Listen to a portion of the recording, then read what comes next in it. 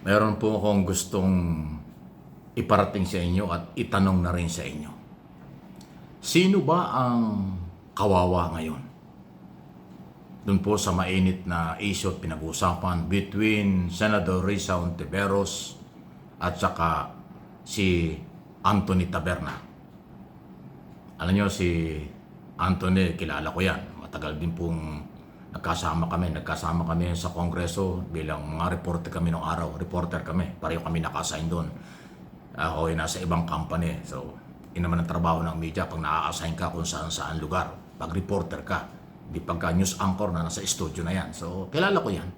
Kilala ko si Anthony. Nalihitimong mamamahayan. Okay? Kaya lang naitatanong ko kung sino ang kawawa. Kasi ngayon, sa sitwasyon, idinamay na yung kanyang anak Medyo ibang level na yun.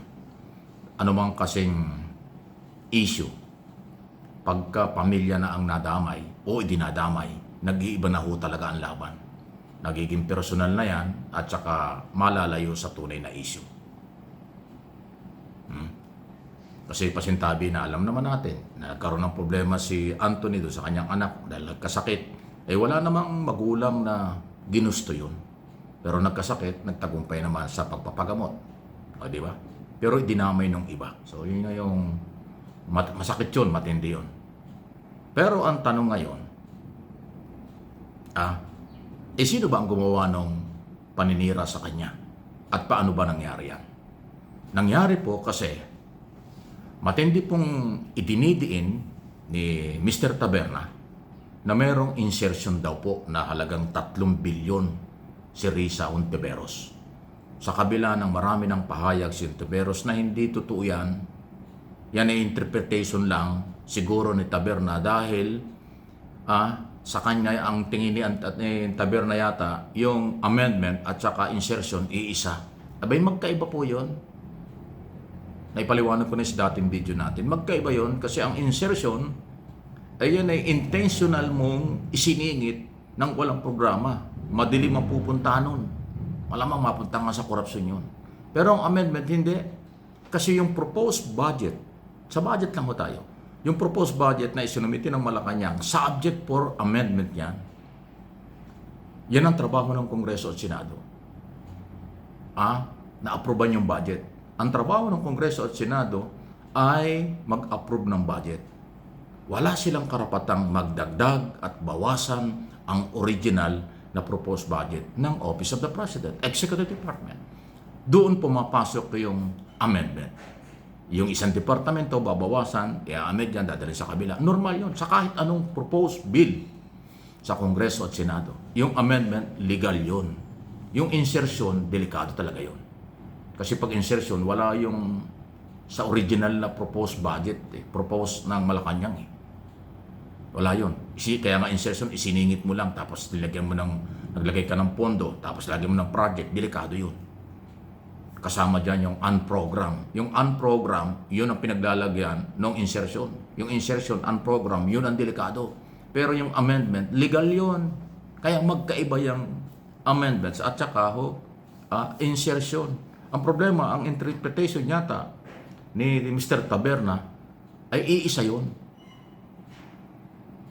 Napapang pinapalabas niya, yung amendment niya, insertion. Kaya sila nagtatalo dyan. Ang problema ngayon, siyempre, si Hontiveros ay piklawan, dilawan, Liberal Party. Maraming followers yung partidong yan, ang grupong yan. Binabatikos ngayon si Taberna. At posibleng doon din nanggagaling, kung saan nanggagaling. Yung batikos kay Taberna, kasama yung kanyang pamilya na damay na. Ang pinagbibintangan si Jokno, si Dilima, hindi naman ganun. Sa totoo lang, si Jokno, Dilima, respetado naman yung mga yan. Hindi naman nila ibababa sa ganun level na isasali yung pamilya. Hindi, issue lang yan Kasi naniniwala si Congresswoman at Congressman Jokno, Dilima at iba pang kasalyado niya, hindi gagawin yung Hontiveros yun, insertion. So, ang issue rito between Taberna at Hontiveros, yung kanilang opinion or interpretation ay magkaiba. Ulitin ko, sabi ni Hontiveros, wala siyang insertion. Amendment lang ang kanyang ginawa. Hindi nga daw siya pumirma doon sa committee report ng BICAM kami. Yun ang kanyang sinasabi. Sabi ni Mayor Taberna, meron kang insertion 3 bilyon. O, kita mo na, di ba? Kaya ho lumaki yan. Pero ang tanong lang Mr. Taberna, huwag ka na magalit. Tanong lang ito. Bakit init na init ka kay Taberos? Bakit nasilip mo at patuloy mong idinidiin na insertion yan? Ay kadami-dami ng congressman at senador na na-involve na, isinabit na, may mga sinumpaang salaysay na yung mga testigo. Bakit parang wala ka naman sinasabi doon? Bakit tahimik ka isa-iso ni Escudero, ni Villanueva, ni Bong Revilla, Binay, sino pa ba? Estrada, di ba? Yan yung mga senador, dati at kasalukuyang senador. Bakit hindi mo yata tinatalakay yan? Bakit si Rizal lang ang nasilip mo? Nagtatanong lang. Sa Kongreso, Saldico, Romualdez, at saka yung 20 congressman pa. At ako nga naniniwalang hindi lang yan, marami pa. Baka hindi lang 100 yan. Mga dating senador, dating congressman, at kasalukuyang mga mambabatas, hindi lang 100 yan, napakarami yan. Bakit si ano lang nasilip mo? Na yung nasilip mo, sabi mo may dokumento ka, wala namang problema yung dokumento. Mali lang interpretation siguro. Kasi nga, sa'yo yung amendment at saka insertion isa. O kaya ka binabatikos. Di ba? Ngayon kung lahat ng isinangkot, lahat ng sangkot sa insertion ay pinangalanan mo at diniin mo, abay maniniwala ako sa'yo. Pero kung sisingle out mo lang yung Hontiveros, abay talaga marami kang makakaaway dyan. Dahil marami rin supporters yung mga yan. Di ba? Mabuti kung ganun lang ay kung isipin ng mga taong pinagtatakpan mo yung mga senador at congressman. Na pangalanan na. Abay, may problema ka dyan, Mr. Taberna. Yan ay aking opinion. May problema ka kung nakita mo si Hontiveros, hindi mo nakita yung iba. Dapat nilahat mo na lang. Total, inumpisahan mo na eh. Hindi ka naman nagyayabang. Talaga lang ganyan ang style mo.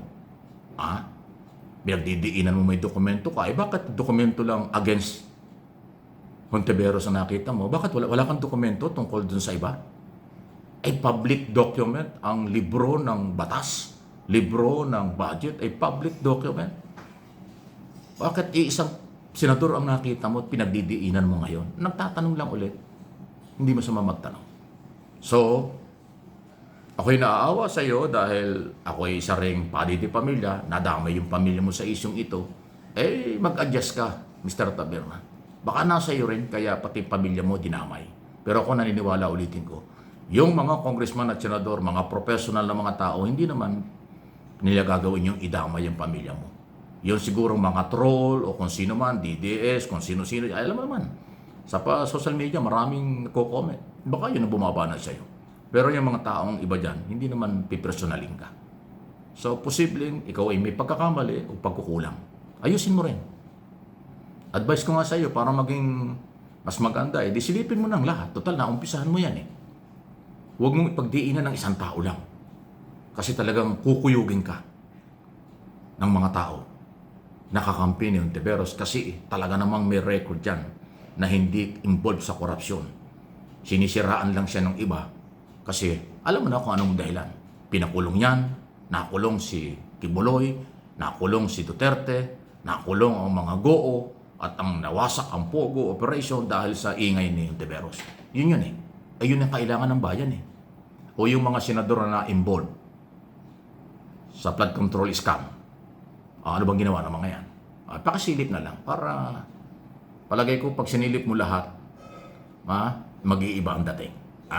Pakilang Tinuturing ko rin hanggang ngayon, kaibigan ko si Mr. Taberna. Pareho kaming mamamahayag niya ng ilang dekada na. Pareho tayong vlogger nito, naghahayag sa social media, pero may kanya-kanya tayong interpretation at opinion sa mga nangyayari. Kaya lang, naaawa rin ako sa kanya kasi yung kanyang pamilya dinamay. Ano po ang inyong masasabi dyan?